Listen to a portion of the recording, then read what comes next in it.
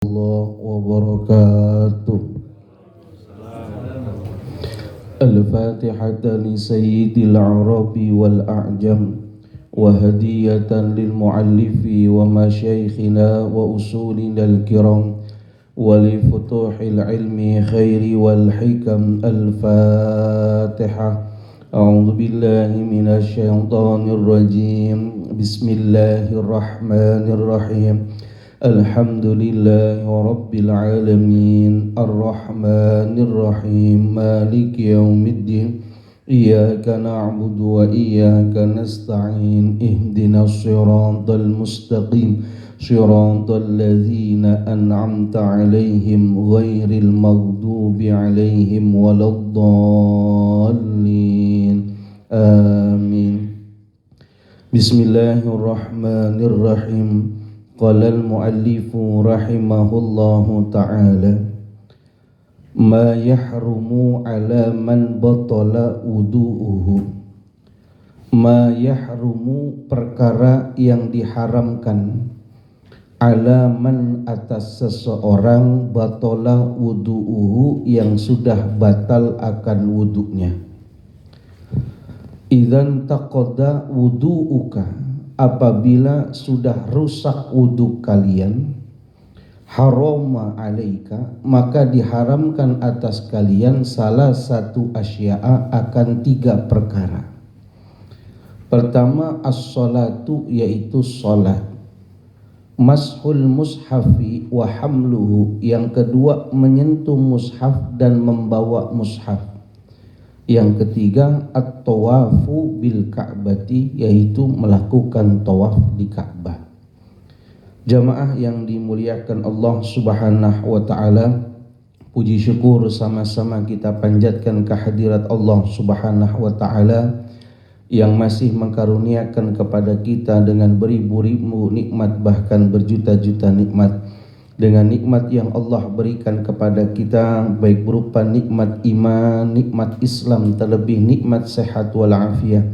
Alhamdulillah kita dapat berkumpul di tempat yang penuh keberkahan ini. Mudah-mudahan hadirnya kita menjadi obat buat kita, hadirnya kita menjadi wasilah akan turunnya keberkahan dari Allah Subhanahu wa ta'ala. Amin, amin, ya rabbal alamin. Jamaah yang dimuliakan Allah, kita masuk kepada satu kajian yang terkait perkara apa saja yang diharamkan ketika seseorang sudah batal wudhunya. Kita harus paham kalau tidak punya wudhu apa saja yang dilarang. Boleh enggak waktu iktikaf enggak punya wudhu, boleh apa enggak? Nah, itu juga sesuatu yang harus kita ketahui. Di dalam kitab yang kita baca hanya disebutkan 3 perkara saja yang dilarang pada saat wudhunya batal. Apa itu? Pertama, as-sholatu, melakukan sholat. Pada kata as-sholatu itu ada alif lam di depannya, dibacanya as-sholatu. Kalau dalam pakar bahasa, al itu menunjukkan al-istighraqu lil jinsi. Al yang menunjukkan semuanya. Waktu Bapak baca alhamdulillah, itu alnya menunjukkan semuanya. Segala puji hanya milik Allah. Apa saja yang dipuji kembalinya kepada Allah. Bapak ganteng banget dah. Itu mah pemberian Allah, yang patut dipuji Allah. Kenapa? Karena kita nggak patut dipuji. Ketika dikatakan sholat apa yang dilarang pada saat tidak punya wudhu, maka jawabannya semua yang namanya sholat. Sholat wajib nggak boleh, sholat sunnah juga tidak boleh. Kenapa? Orang yang sholat tanpa menggunakan wudhu sama seperti orang yang menghadiahkan bangkai kepada rajanya. Ulama bilang itu, kita ketemu Tuhan itu derajatnya di atas raja. Kita kasih ke raja, ke Pak Prabowo hadiah, susah-susah ketemu. Kita kasih isinya bangkai tikus. Prabowo senyum apa digampar gitu. Mayor Teddy ditembak gitu. Itu baru ketemu Prabowo, gimana ketemu Allah. Maka kita harus bersuci. Sholat apa saja. Nah nanti Bapak, di luar agama kita, artinya di luar mazhab kita yang 4, ada 2 mazhab di luar mazhab kita. Yang pertama mazhabnya Imam Sya'bi, yang kedua mazhabnya Imam Tabarani. Ini kita nggak pakai, tapi wacana buat kita. 2 mazhab ini mengatakan khusus melakukan sholat jenazah boleh sholat tanpa wudhu. Kenapa? Karena sholat jenazah itu tujuannya mendoakan jenazah. Kita sholat jenazah itu semuanya isinya doa buat jenazah. Yang namanya berdoa kan gak harus berwudhu. Maka kata mereka berarti sholat jenazah boleh tidak berwudhu. Nanti ketemu ada saudara muslim kita waktu sholat jenazah gak pakai wudhu. Tapi kita Syafi'iyah tidak boleh. Apa boleh Ustadz? Mazhab Syafi'i untuk sholat tanpa ada wudhu boleh dalam keadaan 2 darurat saja. Kalau dalam keadaan 2 darurat ini boleh sholat tanpa wudhu, tapi nanti sholatnya yang satu diulang, yang satu tidak. Mana yang sholatnya harus diulang? Pertama, kalau faqdut tohurain, tidak ada 2 alat suci. Ini yang saya bilang namanya dalam kitab sholat lihurmatil waktu. Sholat untuk menghormati waktu. Bapak pulang kampung nanti, misalkan yang gampang contohnya, pulang kampungnya ke Cirebon. Waktu kita naik bis, kita udah memperkirakan kalau berangkat jam 10, nyampe Cirebon itu jam 3 pagi, belum subuh. Ala kulihal ternyata waktu di Panturanya macet total, keluar dari Cipali, keluar dari Subang, situ jalan Pantura, sampai situ belum keluar dari bis udah datang waktu subuh. Bahkan waktu subuh udah mau habis, kitanya masih di dalam bis. Maka kita orang Islam nggak boleh ninggalin sholat dengan sengaja, nggak boleh, dosa. Saat itu gimana? Kita namanya sholat lihurmatil waktu. Sekalipun bisnya tidak menghadap kiblat, sekalipun kita tidak dalam keadaan berwudu, sekalipun pakaian kita mungkin terkena najis, maka kita sholat saja di situ. Namanya sholat lihurmatil waktu. Usolli fardhu subhi lihurmatil waktu lillahi ta'ala. Allahu Akbar. Itu bisa gerak-gerak, jalan pelan, ada orang ngomong, udah sholat aja. Sami Allah. Nanti sampai di Cirebon, di rumah mertua kita mandi yang bersih, ganti pakaian yang suci, sholatnya iadah diulang. Kenapa? Tadi sholatnya gara-gara nggak ada air. Maka orang tanya, sering saya ulang, kalau harus diulang sholatnya, buat apa tadi sholat di bis? Nanti aja, paling setengah jam lagi nyampe rumah. Oke. Pertanyaan saya yang kedua, siapa yang bikin jaminan buat Bapak bis Bapak bisa sampai ke rumah? Siapa? Kalau andainya Bapak bilang nanti aja setengah jam lagi nyampe rumah, Bapak nggak sholat, lalu tiba-tiba bis Bapak kecelakaan, maka Bapak di hadapan Tuhan dianggap orang yang meremehkan sholat. Makanya sholat dihormatil waktu boleh. Yang kedua, siapa lagi yang boleh tidak berwudu? Lidah imil hadas. Orang yang terus menerus kemaluannya keluar hadas. Nanti kalau udah umur sepuh, umur 60, itu kencing kadang-kadang kayak nggak habis gitu. Itu keran kayak udah dol, netes aja gitu, tus. Itu kalau pam udah kena hitungan tuh, tus. Nah, kalau yang lidah imil hadas ini, kan kalau keluar air kencing batal nih. Nah, bagi dia dapat pengecualian. Waktu azan bersih-bersih kemaluannya, lalu apa? Ditutup sama plastik supaya apa? Tetesan airnya tidak jatuh ke sempak. Tutup, diikat, tutup lagi pakai sempak, kita wudhu. Sholat, selama kita sholat netes terus di dalam plastik, maka sholat kita dianggap sah dan tidak perlu diulang. Kenapa? Karena dia dalam keadaan masyakoh, dalam keadaan darurat. Itu korban prostat dan lain sebagainya. Makanya kalau kencing jongkok, tekan kaki kiri, istibro. sampai habis baru dicebokin. Tapi kalau yang nyaman berdiri, hati-hati, kudu banyak minum air putih. Udah minum belum? Minum dah, karena lemes banget. Mentang-mentang puasa, ya elah, emang ente doang yang puasa. Iya, capek ngitungin angka ya. Paham Pak? Nah, ini 2 sholat yang boleh tidak pakai wudhu. Nah sekarang ada beberapa perkara yang menyamai sholat, yang dia harus berwudhu. Apa? Satu lagi, 2 khutbah pada hari Jumat.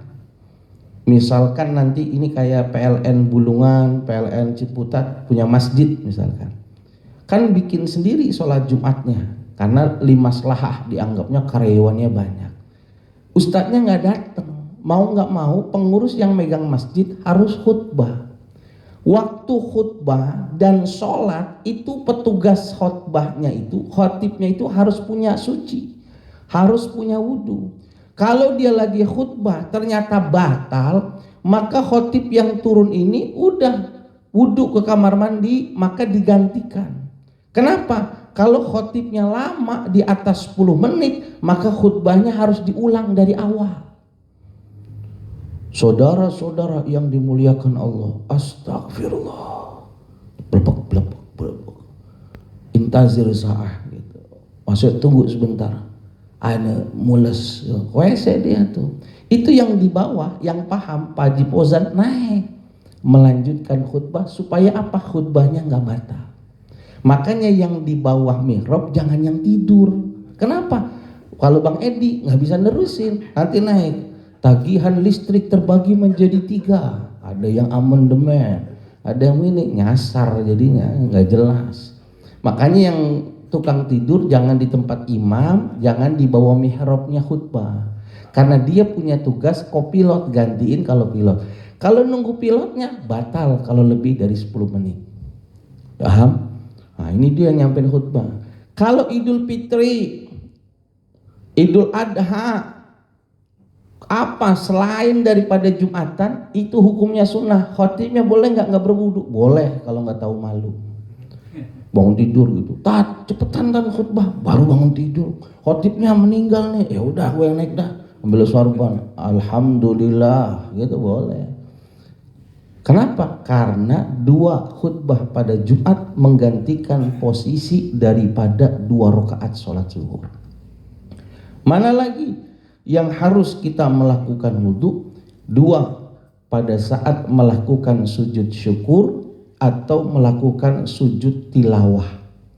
Apa itu sujud syukur? Satu sujud yang dilakukan apabila kita mendapatkan sesuatu yang tidak terduga-duga atau mendapatkan keselamatan dari Allah.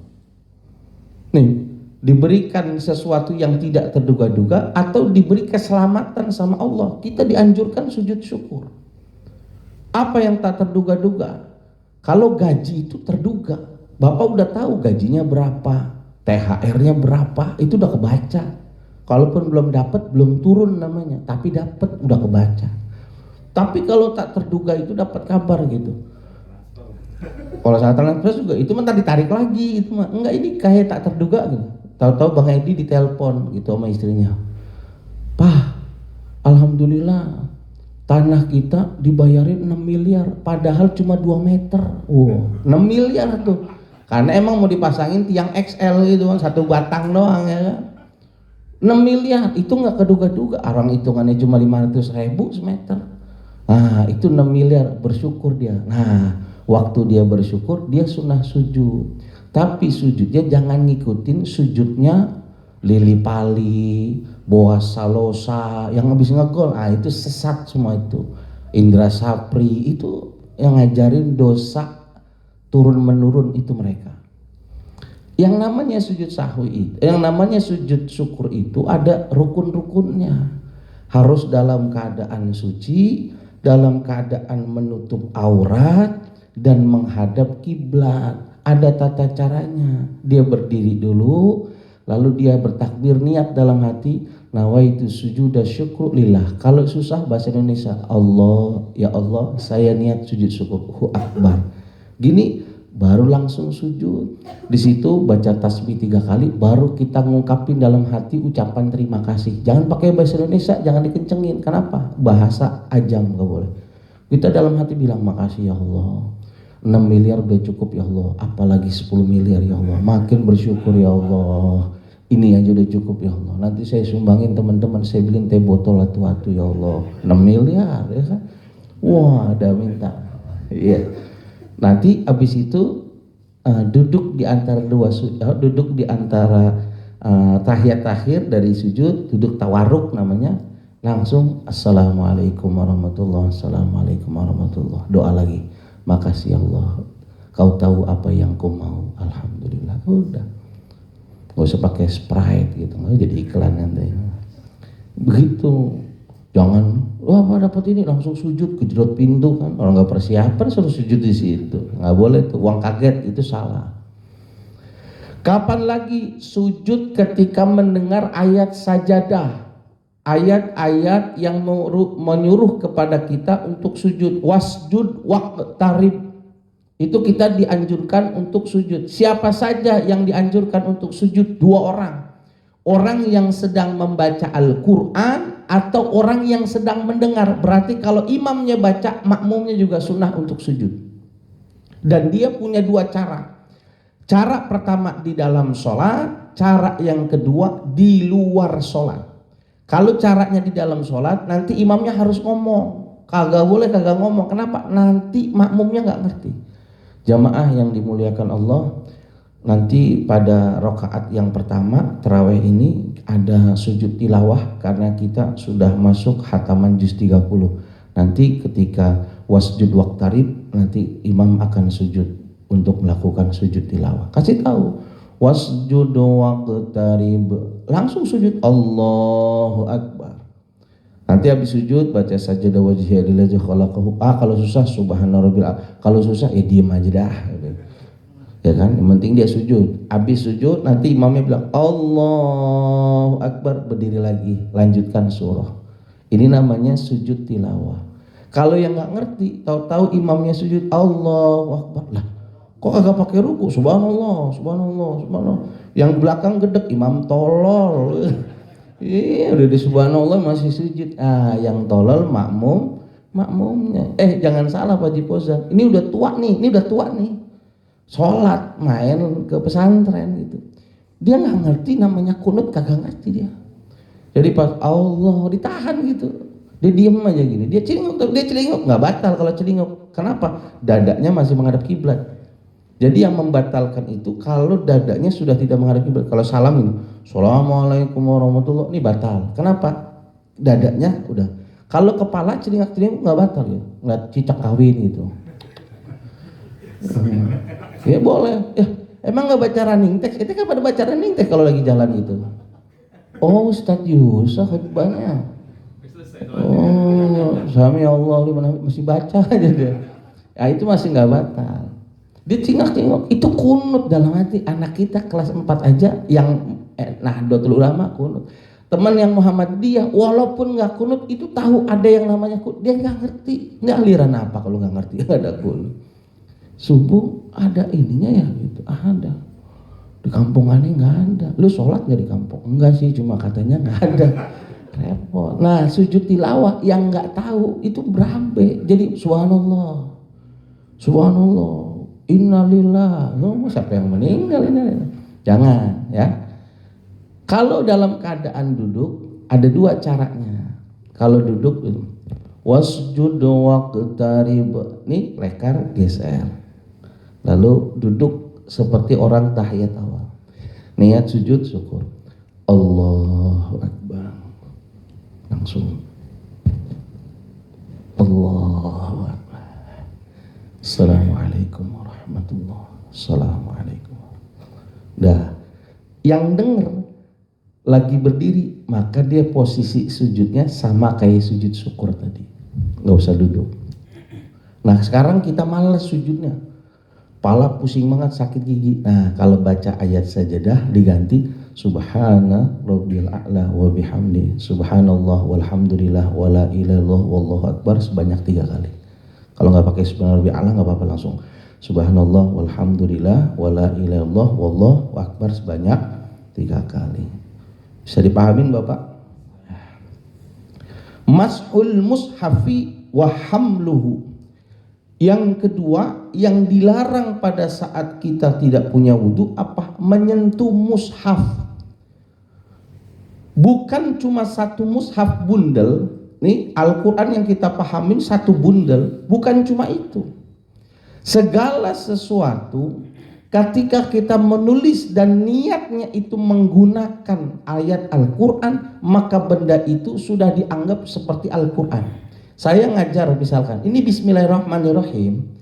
Yang nulis Bismillah ini 100% saya yakin dia nulis Al-Quran. Maka ketika sudah ditulis dengan tulisannya niatnya Al-Quran, maka papan tulis ini tidak boleh dipindahkan kecuali oleh orang yang punya wudu. Makanya nih yang nurunin ke atas harus punya wudu. Kadang saya lihat ada di bawah, kadang di atas soalnya. Nah, nurunin siapa nih? Kagak ada elektrik kan, nggak ada tombolnya soalnya. Nah, ini harus punya wudu. Undangan Bismillahirrahmanirrahim itu kalau secara langsung ente niat nulis Bismillahirrahmanirrahim itu ente bagi-bagi dosa itu. Kenapa? Kalau undangannya dikasih sama ustadz, dia paham, habis dibaca undangannya digunting, Bismillahnya dibakar. Kalau nggak ngerti, siapa yang kawin? Lurah kawin lagi, lurah kelaguan. Ada Bismillahnya, itu dosanya dari ente ke dia, jariahnya terus diinjak-injak dosa. Segala sesuatu yang ditulis dengan niat Al-Quran udah berubah jadi Al-Quran. Berbeda pada uang pada dinasti zaman dahulu. Begitu juga dengan azimat-azimat yang ditulis. Nulis Muharram 100 berapa belas itu Bang? Lupa saya.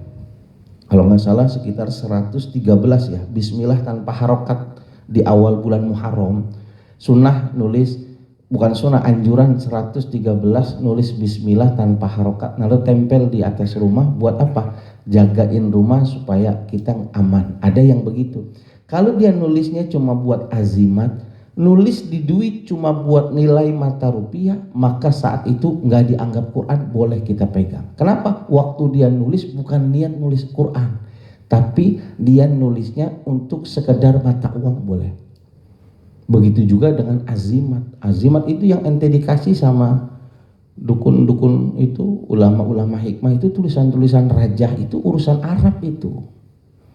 Misalnya bapak suka sama perempuannya nggak suka-suka, ditulisin tuh ayatnya, zuyyina linnasi hubbus syahawati minan nisa, ditulis tuh. Baca ini nanti dilipat, kan ditolak mulu nih, dilipat nanti ayatnya, tempel sama batu baterai yang A3 tuh, A2, tempel di lakbannya yang warna hitam. Nanti pas ketemu lempar palanya, pasti dikejar.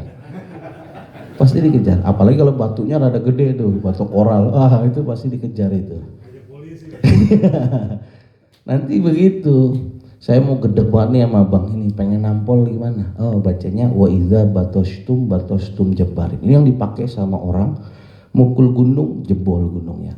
Dikasih amalannya gitu. Kalau niatnya walaupun tulisannya Arab, karena niatnya bikin wapak, itu bukan dianggap Al-Quran. Begitu, ada nanti namanya Ratib Al-Haddad Al-Atos, itu kalau ditukil kita, itu dijadikan amalan-amalan buat orang-orang yang salah menggunakan, malah jadi buat begituan.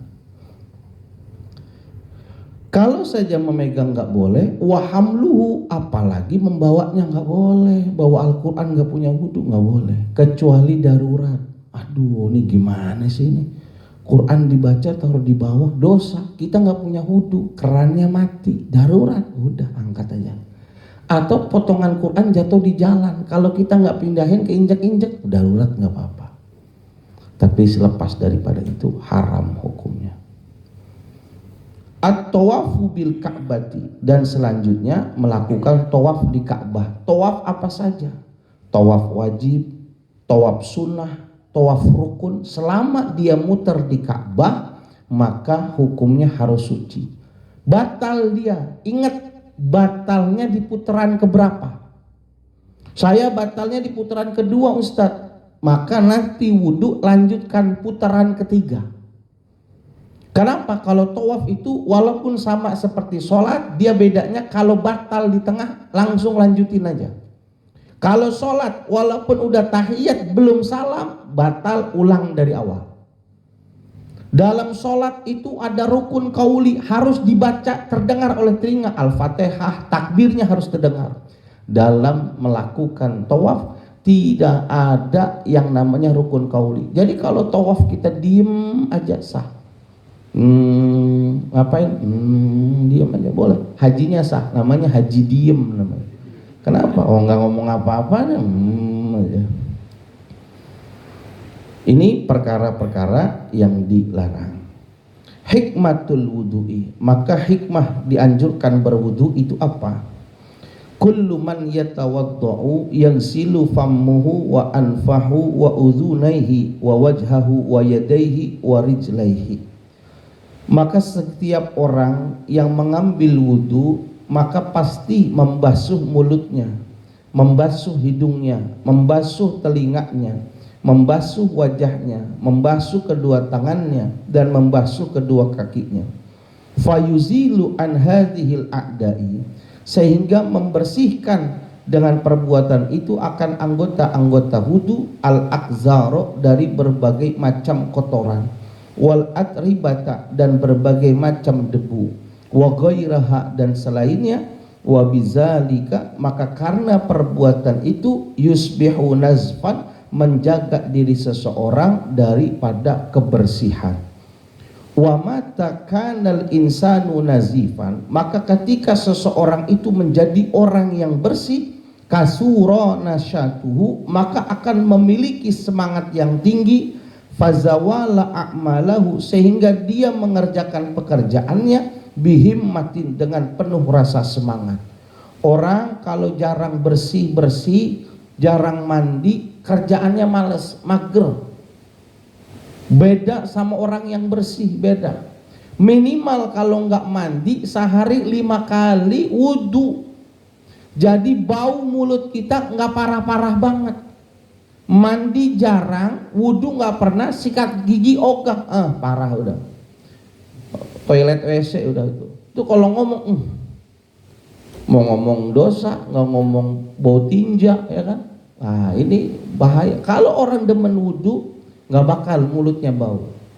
Kalau orang suka masukkan air ke dalam hidung, istinsyak namanya, ambil air disedot, nggak bakal kena penyakit sinus, nggak bakal pilek, nggak bakal. Kenapa? Hidungnya sering dibersihin. Bahkan ulama-ulama kita yang memahami konsep tentang kebersihan air wudhu mengatakan, ente sakit mata, ya baru. Dulu nggak pakai kacamata, enggak, udah nggak usah pakai kacamata. Enggak, saya kalau nggak pakai kacamata min setengah takut nambah, nggak usah, lepas kacamatanya. Nanti selesai wudhu, air yang ada di telunjuk mata ditetesin di mata. Bekas wudhu kita masih ada tuh, air bekas telunjuk masukin di mata kita. Niat syifa, sembuh, buktiin. Ada yang sampai demikian. Kenapa? Orang kita lagi bersihin tubuh kita.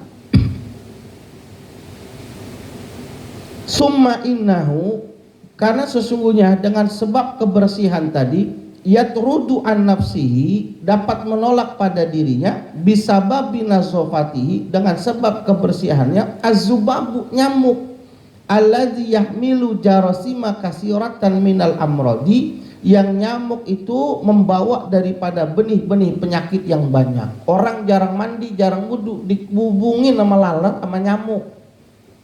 Muter, kenapa banyak nyamuk ya? Badannya bau.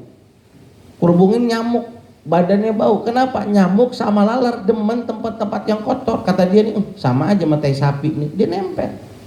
Kenapa? Kita kotor. Dan itu bawa sumber penyakit. Fayamanu, maka orang tersebut akan aman dengan melakukan berwudu, ala sihatihi, atas kesehatannya, wassalamati jismihi, dan diberikan keselamatan pada tubuhnya, wa alal jumlati, dan secara keseluruhan, faghuslu tilkal a'dha'i kulla yaumin marratin iddatan, membasuh anggota-anggota wudu setiap harinya beberapa kali, ba'isun linnasyati, akan membangkitkan rasa semangat, wa tajdidil himmati, akan memperbaharui ambisi, kama asbatahul atibba'u, sebagaimana yang dikatakan oleh para dokter-dokter. Nggak mungkin orang yang melakukan wudu dan lain sebagainya terkena penyakit, nggak mungkin. Bapak di 2019 Covid tahun berapa itu Bang? 19. Ada satu tempat yang membuktikan diri, orang itu membuktikan diri tetapi tidak dipublish. Dia nggak yakin nggak bakal saya kena virus, nggak perlu. Kenapa? Saya takut ada bakteri masuk ke hidung. Nggak. Orang setiap hari saya udah wudu, udah proteksi diri dengan wudu, nggak mungkin saya kena.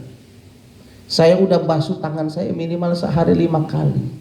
Saya nggak mungkin kena. Dan itu dibuktikan sampai sekarang beliau sehat walafiat.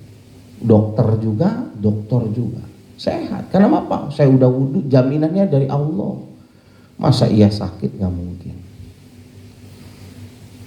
Lihada yamdahullahul mutatahhirin, oleh karena perbuatan yang bersih ini memuji Allah kepada mereka orang-orang yang bersuci. Haitsu yaqulu, sekiranya Allah mengatakan, innallaha yuhibbut tawwabina wa yuhibbul mutatahhirin, sesungguhnya Allah menyukai kepada mereka orang-orang yang bertaubat, yang mengakui kesalahannya, wa yuhibbul mutatahhirin, dan Allah mencintai kepada mereka orang-orang yang suka bersuci.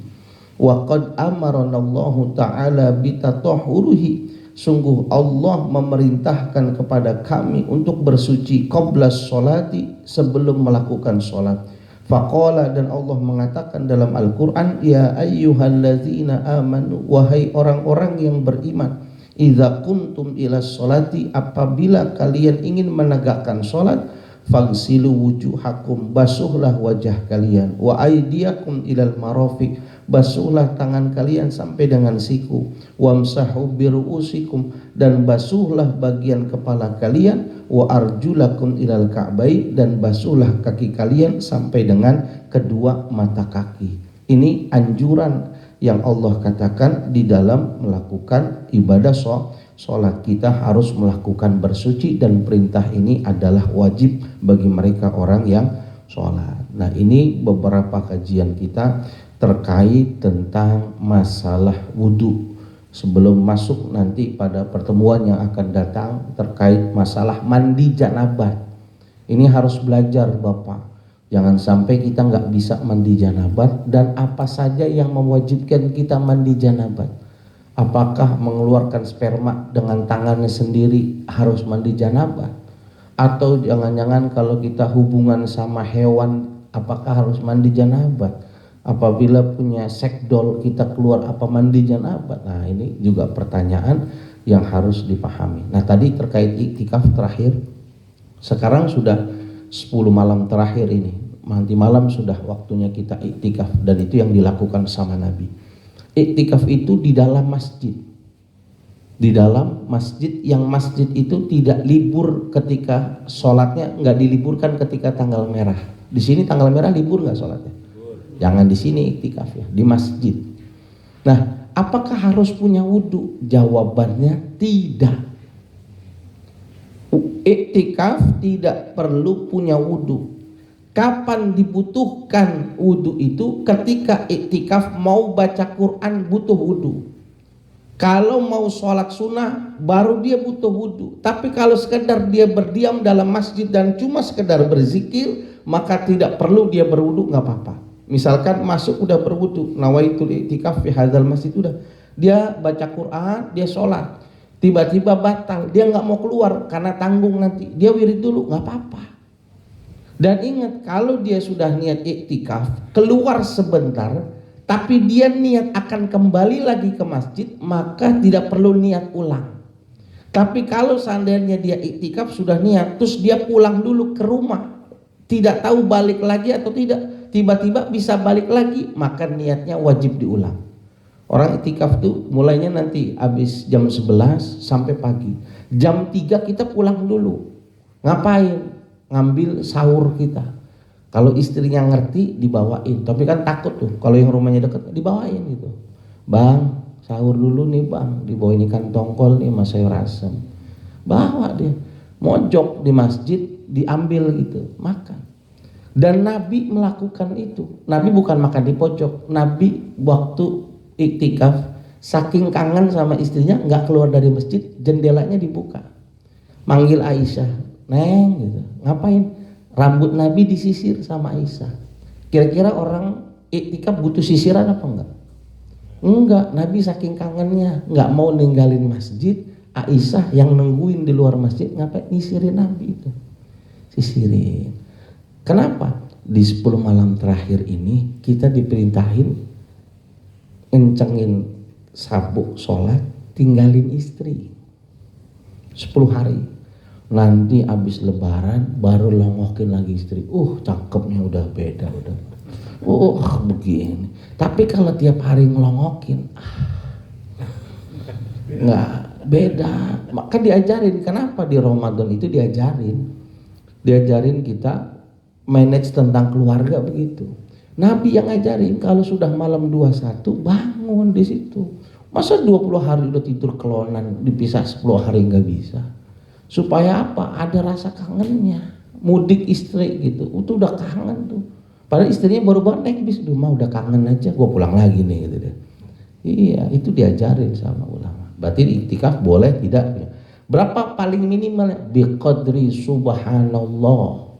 Nggak nyampe semenit tuh, ya kan? Paling parah semenit dah. Datang ke masjid semenit doang. Ya Allah, banyak banget masalah. Dan niat iktikaf tuh, ampunin ya Allah, panjangin umur, sehat walafiat ya Allah. Temennya emang dia main futsal, berangkat. Udah nggak apa-apa. Yang penting sudah iktikaf. Yang parah apa? Jangan sampai habis lebaran hatam Quran enggak, iktikaf kagak, jangan. Ya, barangkali dia mau ditanya 5 menit sampai 10 menit ke depan sebelum saya tutup dengan kafaratul majlis. Iktikaf. Iktikaf itu kulla yaum kulla waqt, kapan saja, setiap hari, setiap waktu, tetapi yang paling afdal itu di 10 malam terakhir bulan Ramadan. Abang hari Selasa kemana? Ke masjid sholat, niat iktikaf. Habis pengajian niat iktikaf selama di masjid boleh. Jangan cuma tenarnya di 10 akhir. Itu golden time-nya itu. Karena ada malam Lailatul Qadar yang diturunkan pada malam-malam ganjil. Tapi hakikatnya kalau ini masjid, saya ngajar di Bulungan, dari awal masuk udah niat iktikaf. Pengajian iktikaf, sholat iktikaf, nanti akhir ya pas pengajian udah dapat pahala iktikaf 1,5 jam itu. Gitu. Cukup? Ya, lemes banget puasanya ini ya. Setengah hari aja, setengah hari. Imam sehat. Udah cukup ya? Enggak, ada ngantuk ya. Subhanakallahumma wa bihamdi asyhadu an la ilaha illa anta astaghfiruka wa atubu ilaik. Assalamu alaikum warahmatullahi wabarakatuh. Waalaikumsalam warahmatullahi wabarakatuh.